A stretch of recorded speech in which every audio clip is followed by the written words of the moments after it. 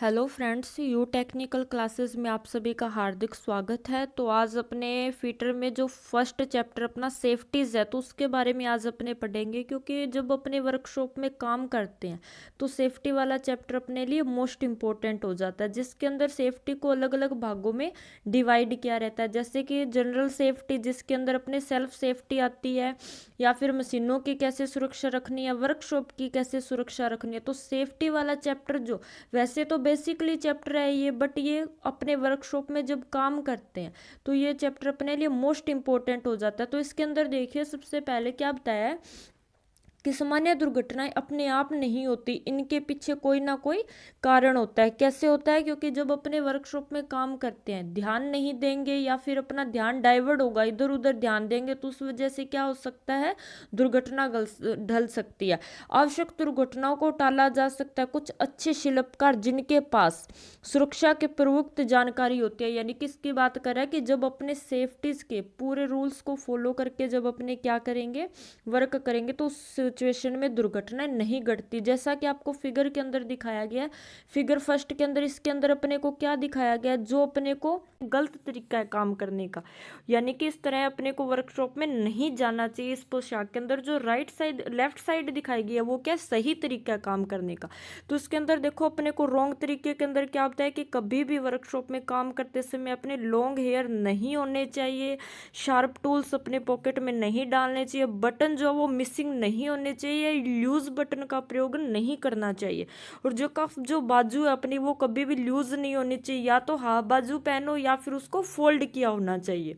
Whole इन दी pocket, यानी कि कभी भी अपने जो पॉकेट्स वगैरह के अंदर होल नहीं होना चाहिए। एंड ओवरऑल टूल लॉन्ग्स, यानी कि जो अपने पैंट वगैरह जो अपने पहनते हैं वो कभी भी लेंथली नहीं होनी चाहिए, शॉर्ट होनी चाहिए थोड़ी, जो कि अपने पैरों के नीचे ना दबे। लाइट वेट शूज, यानी कि हल्के शूज का प्रयोग नहीं करना चाहिए।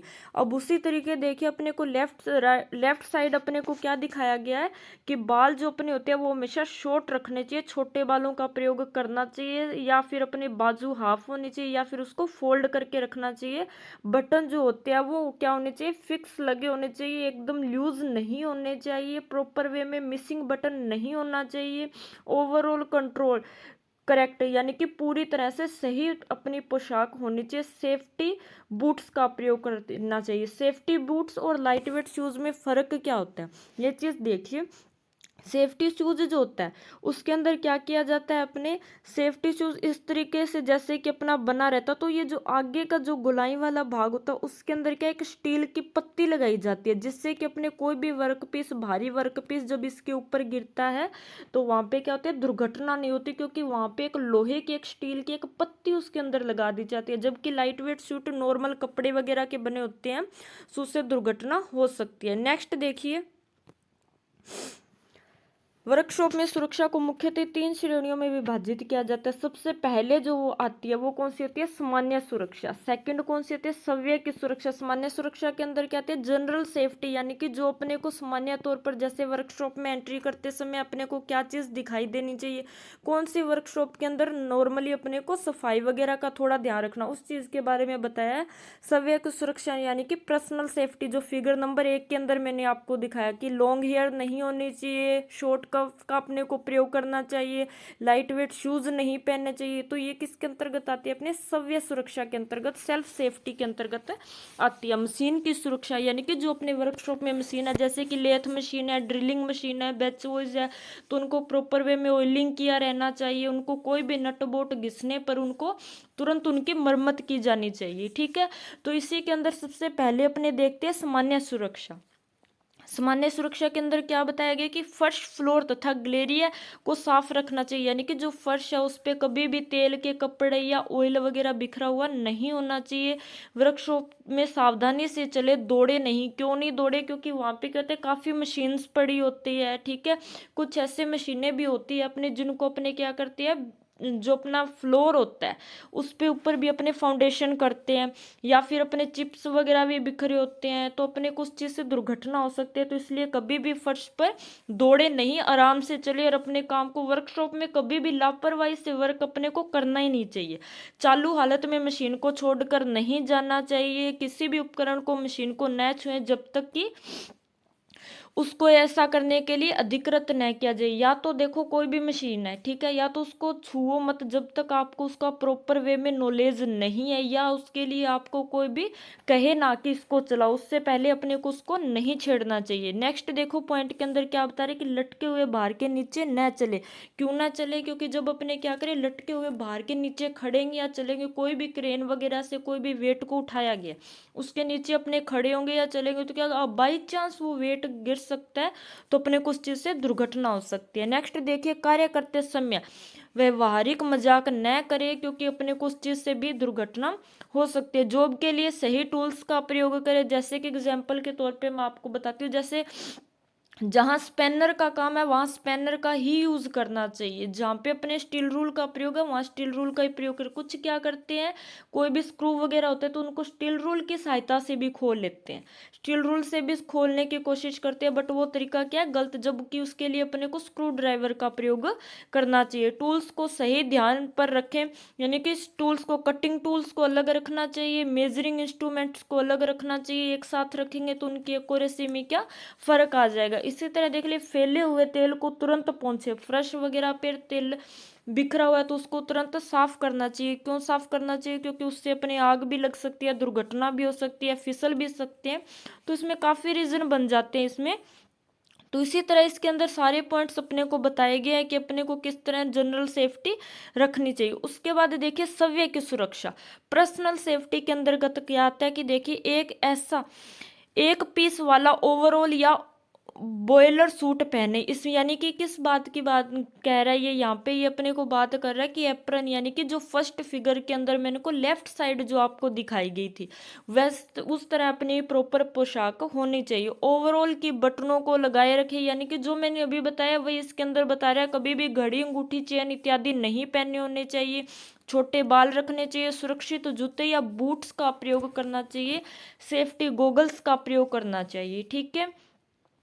नेक्स्ट देखिए इसके अंदर क्या बता रहे हैं। इसी तरह ये मेन पॉइंट्स है, तो आप ये वीडियो में बाद में भी आप इसको रीड कर सकते हो। नॉर्मली इसके अंदर अपने को पॉइंट बताए गए। पर्सनल सेफ्टी के अंतर्गत यही आता है कि अपने को अपनी पोशाक कैसी होनी चाहिए वर्कशॉप में, ठीक है। नेक्स्ट देखो मशीन की सुरक्षा, मोस्ट इंपॉर्टेंट हो जाता है ये अपने लिए, मशीन की सुरक्षा। तो मशीन की सुरक्षा के अंतर्गत क्या बताए, यदि कुछ गलत हो जाए तो मशीन का स्विच तुरंत ऑफ कर दे, मशीन साफ रखे।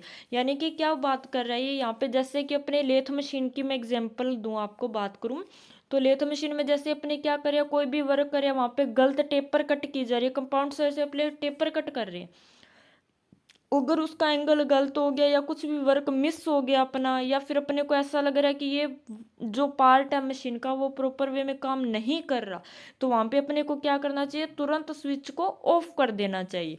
वह मशीन को अपने को साफ रखना चाहिए। क्यों? क्योंकि मशीन को साफ रखेगा तो उसका जो टाइमिंग है, जो वर्किंग टाइम है वो लॉन्ग हो जाएगा। घिसे हुए क्षतिग्रस्त उपसाधन, होल्डिंग डिवाइस, नट बोल्ट इत्यादि को जितना जल्दी हो सके, संभव हो सके उसे बदल दे। क्योंकि जब अपने क्या करते हैं, कुछ नट बोल्ट घिस चुके हैं, अपने रेगुलरली उसमें वर्क किए जा रहे हैं, काम किए जा रहे हैं, तो कभी भी वर्क के बीच में वो नट बोल्ट निकल कर गिर सकते हैं, तो उस चीज से भी अपने को दुर्घटना हो सकती है।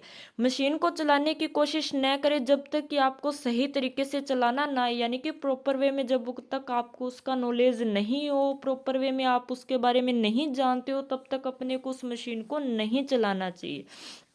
स्ट्रोक टूल या वर्कपीस को तब एक एडजस्ट न करें जब तक कि पावर ऑफ ना हो। यानी कि कोई भी टूल्स, यहाँ किस चीज की बात कर रही है, जैसे वर्क अपनों ने क्या किया, लेथ मशीन पर कोई भी वर्कपीस को होल्ड किया, ठीक है। अब क्या करें, अपने चक्र को चलते हुए अवस्था में भी क्या, जब बंद कर दिया फिर भी उसके काफी टाइम बाद तक भी चक्र घूमता रहता है, तो उसको हाथ वगैरह लगा के बीच में नहीं रोकना चाहिए, उसके रुकने का अपने को वेट करना चाहिए।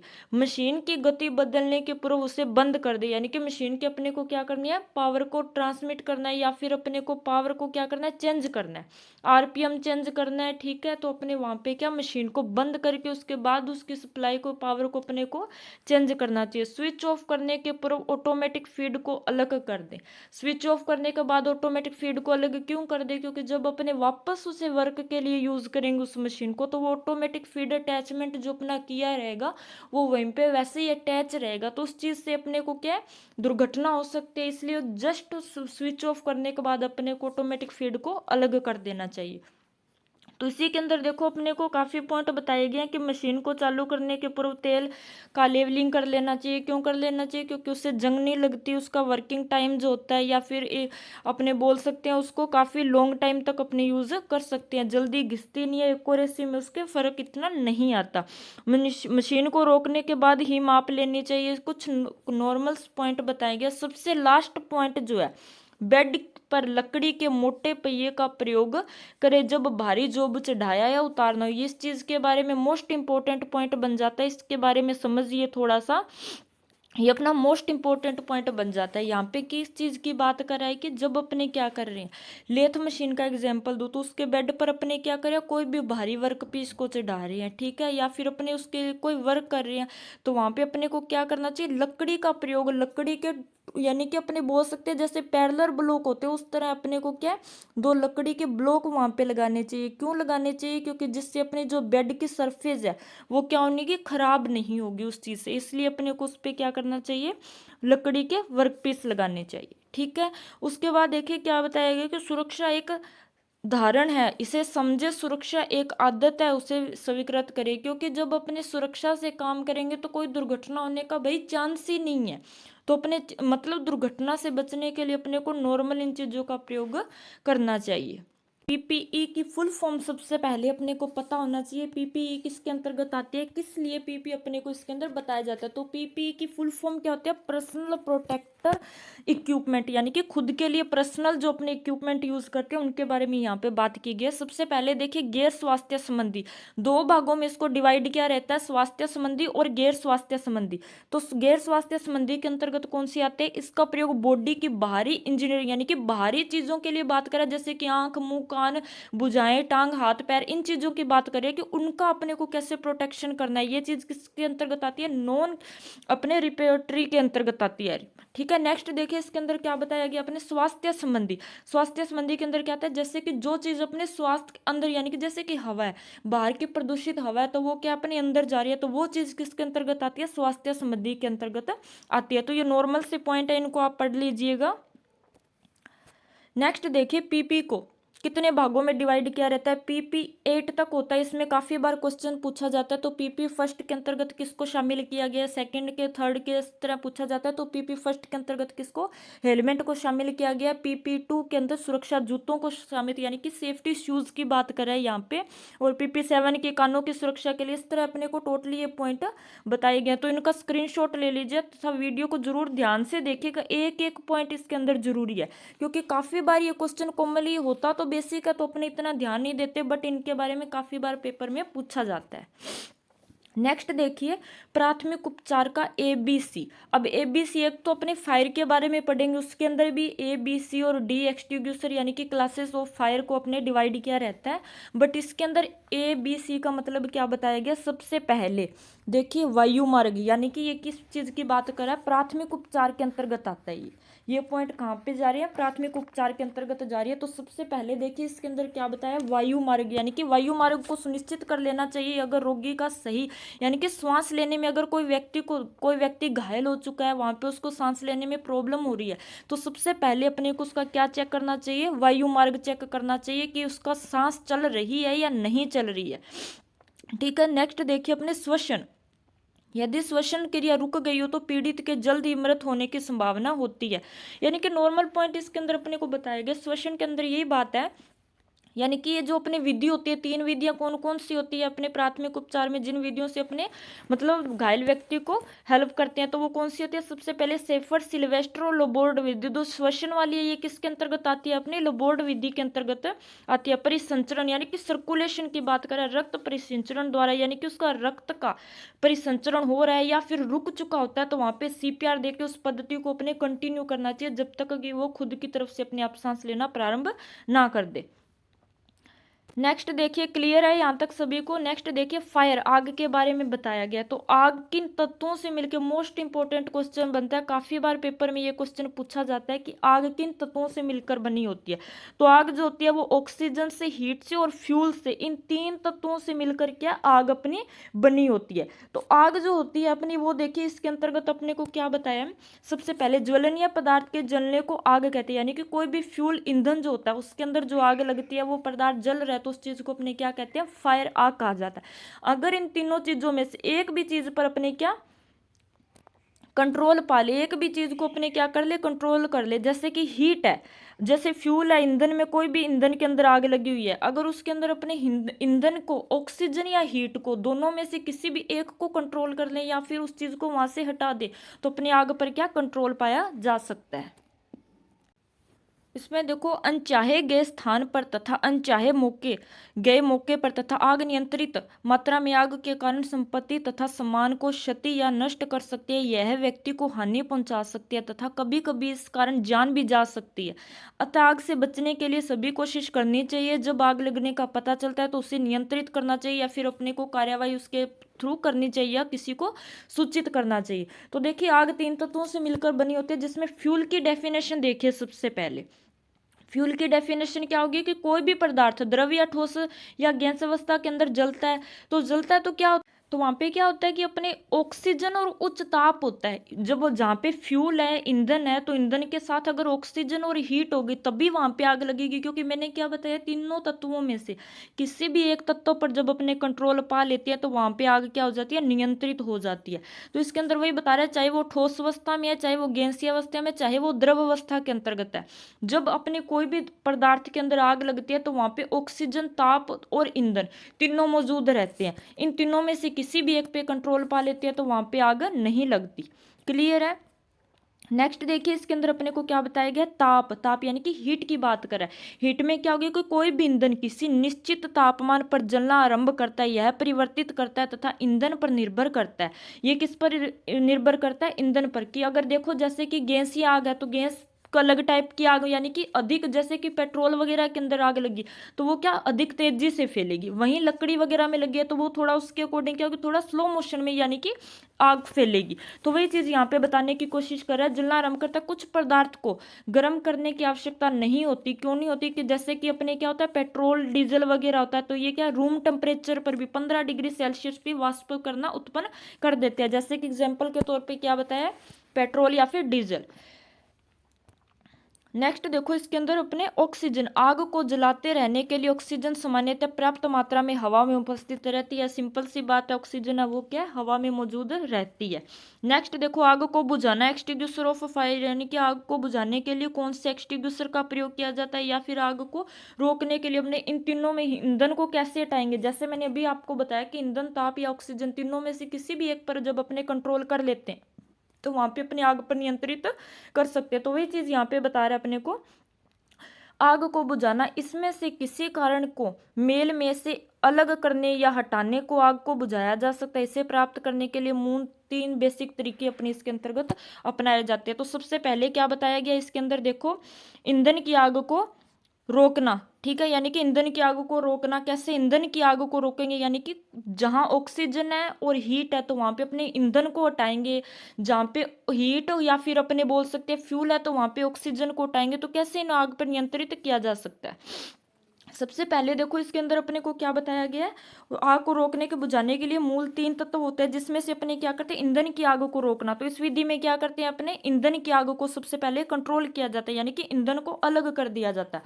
उसके बाद देखिए स्मूथरिंग, यानी कि हवा को रोकना। ऑक्सीजन की बात कर रहे हैं यहाँ पे, ऑक्सीजन को कैसे रोकेंगे, इसमें फोम, झाग, रेत इत्यादि को ढककर ऑक्सीजन की सप्लाई को बंद किया जा सकता है या फिर रोका जा सकता है। कैसे, क्या करेंगे, अपने जहां भी आग लगी है वहां पे अपने को क्या ऑक्सीजन को अलग कर रहा है। स्मूथरिंग मेथड में क्या होता है कि यहाँ पे अपने क्या करते हैं, ऑक्सीजन को अलग किया जाता है। तो ऑक्सीजन को अलग कैसे करेंगे, वहां पे जहाँ तेल वगैरह के अंदर आग लगी है, कोई भी पदार्थ में आग लगी है तो उसमें अपने क्या झाग की एक फिल्म बना देते हैं। फिल्म का मतलब क्या होता है कि एक परत बना देना, जहाँ पे ऑक्सीजन ही वहां पे ना पहुंच पाए तो वहां पे सिंपली आग अपने आप ऑटोमेटिकली कंट्रोल हो जाती है। नेक्स्ट देखिए कूलिंग, कूलिंग यानी कि ठंडा करना, उसे ताप कम करने के लिए पानी का प्रयोग करें। जैसे कि क्या लकड़ी वगैरह के अंदर आग लगी है तो वहाँ पे अपने पानी वगैरह का प्रयोग कर कर भी उस आग को बुझाया जा सकता है। ठीक है, आग को लगने से रोकना, कैसे रोकेंगे आग लगने को? अधिकांश आग छोटे से प्रारंभ होती है, जिनका पता उन नहीं चलता जब तक कि उनकी पकड़ मजबूत ना हो जाए। क्योंकि कुछ नॉर्मल साग होते हैं जिनके बारे में अपने को पता नहीं चलता, जब वो एक बड़ा रूप लेती है तब जाके अपने को पता चलता है कि हाँ यहाँ पे अधिक आग लग गया। कुछ सरल सामान्य ज्ञान के नियम का पालन करते हुए तथा अधिकांश सावधानी के साथ अधिकांश आग को लगने से बचाया जा सकता है। यानी कि कुछ सेफ्टी प्रिकॉशंस का प्रयोग कर कर अपनी आग को लगने से बचा सकते हैं। नेक्स्ट देखो, क्लासिफिकेशन ऑफ फायर। ये छोटे छोटे पॉइंट्स अपने को दिए गए कि कैसे आग लगती है, कैसे उसको कंट्रोल किया जाता है। तो अपने को तीनों तरीके मैंने आपको बता दिए, तो क्लियर होना चाहिए आपको। नेक्स्ट देखो, आग का वर्गीकरण यानी कि क्लासिफिकेशन ऑफ फायर। ईंधन की प्रवृत्ति के आधार पर आग को 4 भागों में विभाजित किया रहता है। क्लासिफिकेशन ऑफ फायर की किसकी बात करें? क्लासों के अंदर इसको डिवाइड किया रहता है। क्लास ए के अंदर कौन सी फायर आती है अपनी, वो देखिए।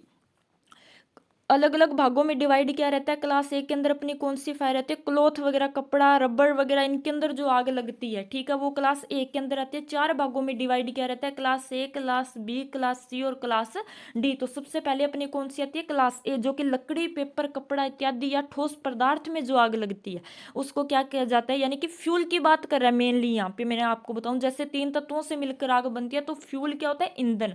चाहे वो पेट्रोल है, चाहे डीजल है, चाहे लकड़ी है, चाहे पेपर है, चाहे गैस है, कोई भी चीज है यानी कि जिसके अंदर आग लगी है, फ्यूल ईंधन के रूप में जो प्रयोग होता है। ठीक है, जैसे कि ऑक्सीजन एसिटिलीन में होता है, तो ऑक्सीजन क्या करती है? वहां पे जलाने का काम करती है। जलती कौन सी? एसिटिलीन, क्योंकि एसिटिलीन वहां पे क्या होती है? ईंधन, फ्यूल के रूप में काम करती है।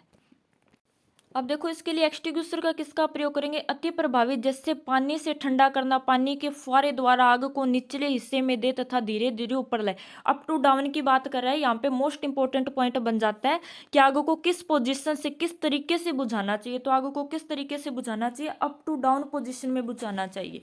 क्लास ए के अंतर कौन सी फायर रहता है? लकड़ी तथा पेपर वगैरह के अंदर जो आग लगती है वो क्लास ए के अंतर्गत आती है। ये अपने जो स्टैंडर्ड एक्सटिंग्विशर की बात नहीं की गई है यहाँ पे, एक क्या पानी के माध्यम से, क्योंकि ये आग अपने क्या कर सकते हैं? पानी के माध्यम से भी बुझा सकते हैं।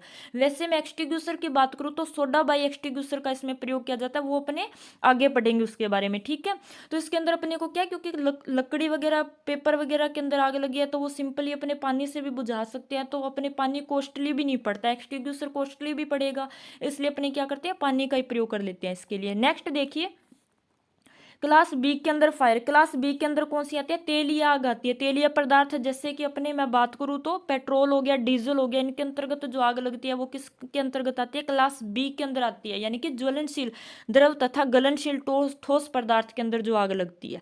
इसकी डेफिनेशन देखो, हवा का प्रभाव बंद करना, जलते हुए द्रव्य की पूरी सतह को, यानी कि ये बात क्या कर रहा है? फोम की। इसके अंदर अपने कौन से एक्सटिंग्विशर का प्रयोग किया जाता है? फोम फायर एक्सटिंग्विशर का प्रयोग किया जाता है। यानी कि फोम एक क्या, झाग बना देता है उस परत के ऊपर। जैसे मैंने आपको बताया था, कोई भी जगह आग लगी, स्मूथरिंग मेथड के अंदर मैंने बताया था आपको कि फोम की एक झाग की एक फिल्म बना देता है ऊपर, जहाँ पे ऑक्सीजन को कंट्रोल किया जा सकता है, ऑक्सीजन वहां पे प्रवेश नहीं कर सकती। तो अपने क्लास बी किसके अंतर्गत आती है? तेली आग के अंतर्गत आती है, जिसे बुझाने के लिए अपने किसका प्रयोग करते हैं? फोम फायर एक्सटिंग्विशर का प्रयोग किया जाता है। क्लियर है? नेक्स्ट देखिए, क्लास सी के अंतर्गत कौन सी आग आती है? तो क्लास सी के अंतर्गत गैसीय आग आती है। गैसीय आग कौन सी होती है? जैसे कि अपने मेथेन, एलपीजी गैस वगैरह होगी, तो इनके अंदर जो आग लगती है वो किस श्रेणी के अंतर्गत आती है? क्लास सी के अंतर्गत आती है। तो क्लास सी के अंतर्गत अपने देखिए क्या बताएगी, यह आग गैसीय तथा तरल जैसे में लगी आग होती है, जैसे कि एलपीजी, मेथेन वगैरह गैस होगी, तो ये किसके अंतर्गत आती है? क्लास सी के अंतर्गत। इसे बुझाने के लिए ड्रा पाउडर का प्रयोग किया जाता है। ड्रा पाउडर एक्सटिंग्विशर का प्रयोग इसको बुझाने के लिए अपने किया जाता है। नेक्स्ट देखो, class D fire most important हो जाती है, काफी बार पॉपुलर क्वेश्चन इसके अंदर अपने बनता है। सीटीसी, सीटीसी की फुल फॉर्म के बारे में अपने को पूछ लिया जाता है, या फिर सीटीसी का यूज पूछ लिया जाता है, कौन सी आग बुझाने के लिए इसका प्रयोग किया जाता है। तो क्लास डी के अंदर अपनी कौन सी फायर आती है, बिजली द्वारा लगी आग, यानी कि बिजली द्वारा, या फिर मैं बोल सकती हूँ मेटल के अंदर जो आग लगती है वो किसके अंतर्गत आती है, अपने क्लास डी के अंतर्गत आती है। ठीक है, तो मूल श्रेणी के आग बुझाने वाले कारक अयोग्य तथा खतरनाक तब होते हैं जब मेटल फायर के संपर्क में आते हैं। देखो यहाँ से एक क्वेश्चन निकल के आया, मेटल फायर के संपर्क में आता है, यानी कि क्लास डी के अंतर्गत तो जरूरी नहीं है सिर्फ बिजली वाली आग ही होती है, बिजली के साथ साथ अपने क्या होता है कि मेटल के अंदर जो आग लगती है वो अपने किसके अंतर्गत आती है, वो भी क्लास डी के अंतर्गत अपनी आती है। तो इसको बुझाने के लिए देखो नॉर्मली सबको पता है सीटीसी का प्रयोग किया जाता है, कार्बन टेट्राक्लोराइड का, पर इसके अलावा दो अन्य तत्वों का, दो अन्य एक्सटिंग्विशर का भी प्रयोग किया जाता है। किनका नाम नोट कर लीजिएगा, उनका हेलोन एक्सटिंग्विशर का। ठीक है, हेलोन एक्सटिंग्विशर का प्रयोग किया जाता है। जो दूसरा अपना होता है वो होता है ब्रोमोक्लोरोमेथेन एक्सटिंग्विशर का प्रयोग किया जाता है। तो ये दोनों अपने को नोट किए होने चाहिए, चाहे वो पेपर में अपने को ब्रोमोक्लोरोमेथेन दे, चाहे वो अपने को हेलोन एक्सटिंग्विशर दे। सीटीसी पॉपुलर क्वेश्चन है, ये काफी बार पेपर में अपने को दिया जाता है। तो अपने को तीनों एक्सटिंग्विशर कंफर्म होना चाहिए कि तीनों का प्रयोग अपने बिजली द्वारा लगी आग या फिर मेटल में लगी आग को बुझाने के लिए प्रयोग किया जाता है। तो नेक्स्ट अपना आता है एक्सटिंग्विशर के बारे में, वो अपने नेक्स्ट क्लास में पढ़ेंगे। अगर वीडियो पसंद आई आपको तो लाइक सब्सक्राइब जरूर कीजिएगा, एंड कमेंट करके बताइएगा कि आपको वीडियो कैसी लगी। नेक्स्ट क्लास के अंदर अपने पढ़ेंगे टाइप्स ऑफ एक्सटिंग्विशर।